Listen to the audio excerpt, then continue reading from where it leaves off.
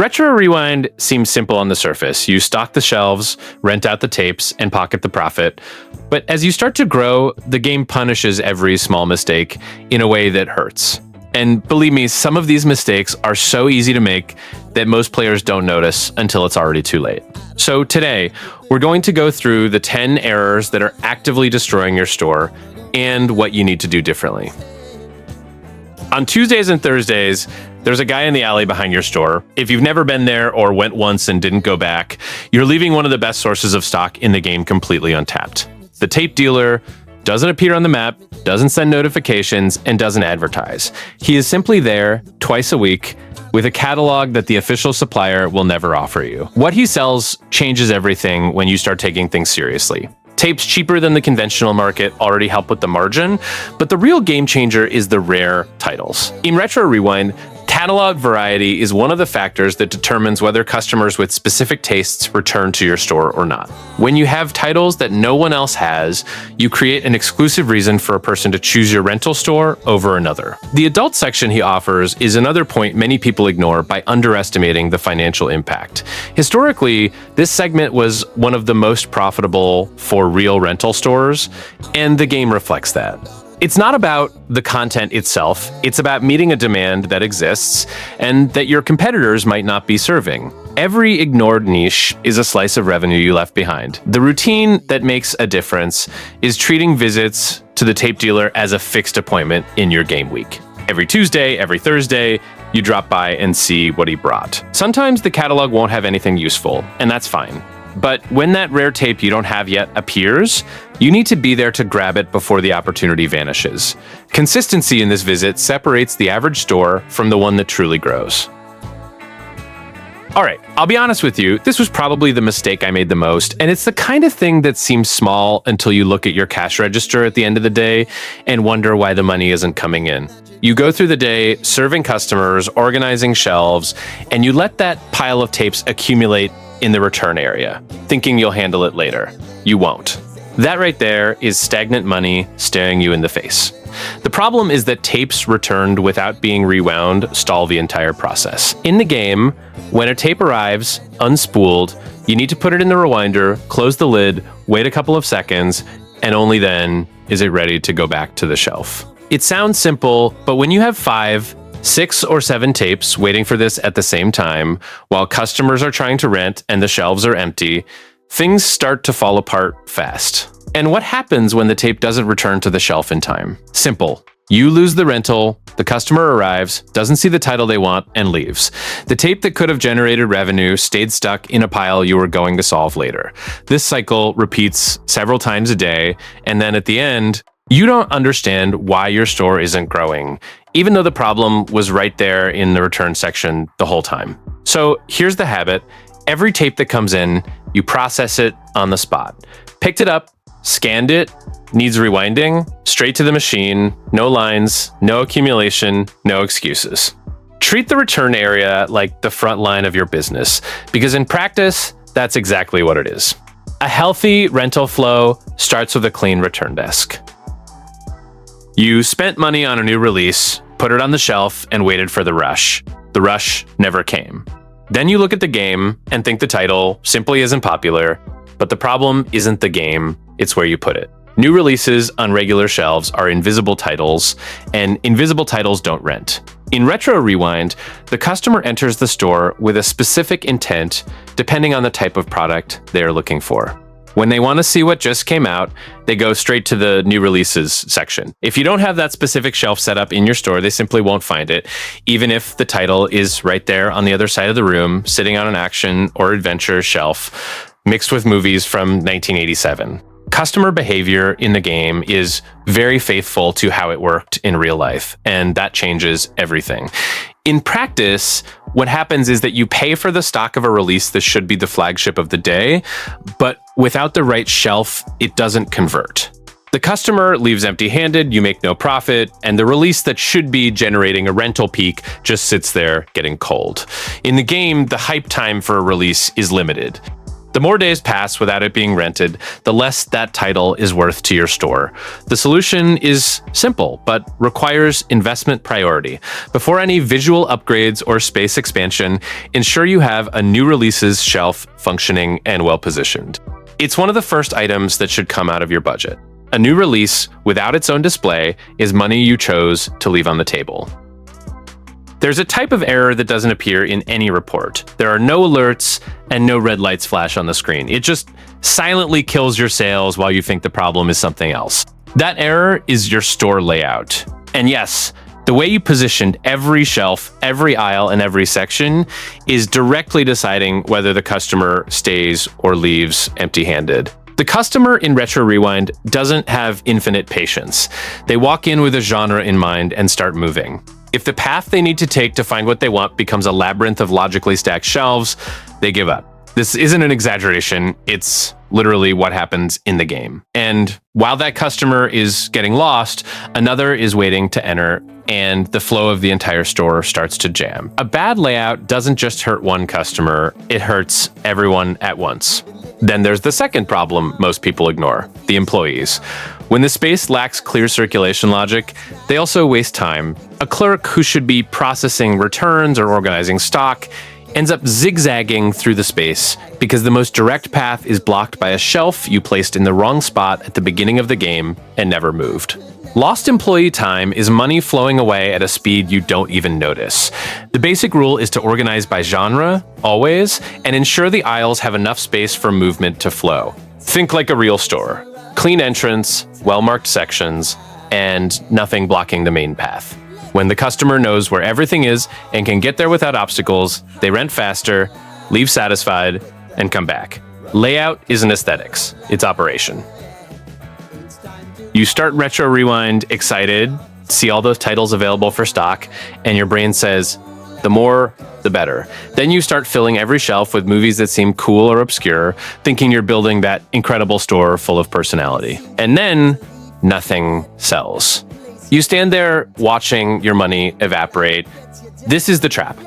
Buying too much stock of unknown movies early on completely locks up your initial capital. And in a simulator like this, cash flow at the start of the game is everything. Those obscure movies might seem interesting, but if there's no demand for them yet, they're just expensive decorations sitting on the shelf while your bills keep coming. The game gives you signals about what's popular in the market, and that is exactly where your money needs to go first.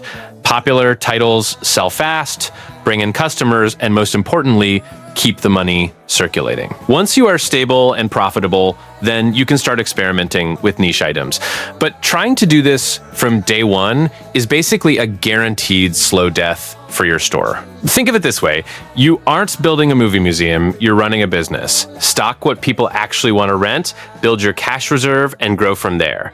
Don't let your personal taste bankrupt you before you even truly begin.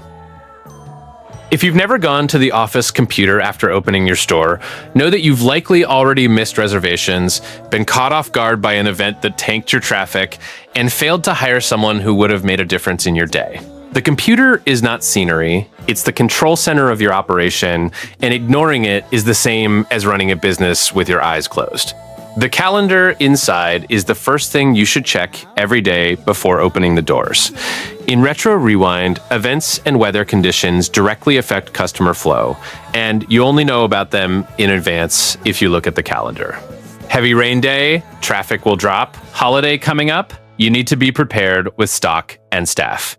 Without this information, you operate in the dark and are always reacting instead of anticipating. Phone reservations are another point many people don't manage correctly. A customer calls, reserves a tape, and if you don't track it through the system, that tape goes to the shelf, another customer rents it, and when the person who reserved it arrives, you have nothing to offer.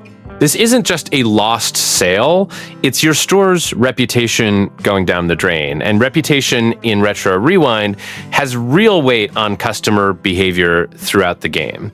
The staff book completes the triangle. Hiring, managing, and developing your team through the office system is what determines if your store can scale or stays stuck at the same level for hours.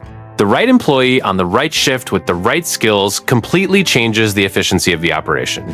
The computer doesn't demand much of your time, but the return it gives when used correctly is disproportionate. Go in there every day, take 2 minutes, and solve a lot of problems.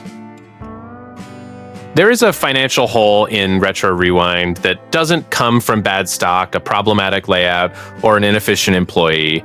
It comes from you at the moment a customer returns a tape 3 days late or brings it back mangled and you just let it slide. It seems like a small thing. It isn't. Every ignored fee is a silent bleed that erodes your profit margin day after day. The game simulates this with a lot of fidelity to the reality of rental stores. Late fees existed for a very practical reason. A late tape is a tape that couldn't be rented by another customer during that period. You didn't just lose the daily rental fee, you lost everything that tape could have generated while it sat in someone's house past the deadline. When you charge the fee, you aren't being mean, you're recovering revenue that was already yours by right. Physical damage is even more critical because it has a double cost. First, you fail to charge the customer for the damage, and then you still have to take money from your own register to repair or replace the tape. It's a loss on top of a loss. In Retro Rewind, damaged tapes that don't go through the correct charging and repair process stay out of circulation, which means fewer titles available on the shelf and fewer rentals happening. The loss cycle multiplies quickly. The mindset that solves this is simple. Charging is not optional. It's part of the return process. Every tape that arrives late or with damage needs to be processed correctly, without exception. The game gives you the tools for this, and when you use them consistently, the difference in your margin at the end of each week is visible. A rental store that doesn't charge late fees isn't generous. It's a store that's going to close. The game gives you 5 daily flyers to distribute for free, and many people are simply ignoring them. It seems small, it seems like a detail, but when you are at the beginning of the game trying to build a customer base from scratch, wasting free traffic is a mistake you will feel in your pocket sooner than you imagine. Flyering is literally the cheapest marketing tool the game offers because it costs nothing. You don't need to invest money. You don't need to unlock anything special. There are 5 flyers a day, every day, waiting for you to use them. And every distributed flyer is one more chance for a customer to show up at your store, look at the shelves, and leave with something in hand. What makes this tip even more important is the timing. On slow days, when traffic is low and you're looking at an empty store hoping someone walks in, those are exactly the moments when flyers make the most difference. Instead of waiting passively, you actively go get that customer. It's a different mindset, and the game rewards those who think this way. Don't underestimate the cumulative effect. 5 flyers a day, 7 days a week, that's constant traffic you're throwing away if you don't use them. At the start of the game, every customer counts, every sale matters. So before anything else, ensure those 5 flyers are being distributed every single day without fail. Have you ever walked into a market to buy just one thing and walked out with 3? Exactly, that's not a weakness of yours. It's design. Real rental stores understood this decades ago, and Retro Rewind puts this same principle in your hands. If you don't have snacks and slushies near the register, you're ignoring one of the easiest ways to increase the average ticket of your store without any extra sales effort. The moment a customer spends waiting at the counter is one of the most valuable moments in the game. They've already decided to rent, they already have their wallet in hand, and while they wait for service, their eyes wander. If what they see is a shelf of popcorn, soda, or a cold slushie, the chance of them adding that to the purchase is high. It doesn't need convincing, it doesn't need a promotion. The position sells itself. What makes this even more interesting is that snacks have good margins and high turnover. You don't need to manage tape expiration dates, you don't need to rewind them, and there are no damage fees. It's a simple product that comes in, goes out, and leaves a profit. When you add up these small sales over an entire day of traffic, the number that appears in your register at the end of the day starts to make sense in a way it didn't before. The practical change is small. Position the snack shelf in the immediate counter area, not on the other side of the store or in a side aisle. Keep it near the register, within the line of sight of those waiting. Once you do this, the extra profit starts appearing automatically every day with every customer that passes the counter. It's the kind of adjustment you make once and feel the result forever. There is an exact point where the store stops growing. It's not a lack of stock, it's not a layout problem, and it's not bad titles on the shelf. It's you trying to do everything alone. While you're rewinding a tape, there's a customer waiting at the register. While you're at the register, returns are piling up. While you're handling returns, no one is organizing the shelf. One person cannot close this cycle, and the game knows it. Hiring quickly isn't an expense. It's the only way to unlock the next level of your operation. And here, quality matters as much as quantity. Employees rated as good or fast in the staff book make a real difference in the store's pace. A slow clerk on a high traffic day is almost as damaging as having no one. When you look at the available files, prioritize these attributes before any others. What changes when you have a well-functioning team goes beyond operational efficiency. Your time becomes free for things that only you can do, defining stock strategy, distributing flyers to attract more customers, reorganizing the layout, and visiting the tape dealer on Tuesdays and Thursdays.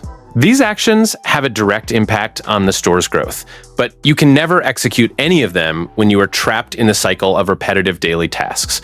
The turning point happens when you stop thinking of an employee as a cost and start thinking of them as a lever. Every right hire gives you back time, and time in Retro Rewind is the scarcest resource there is.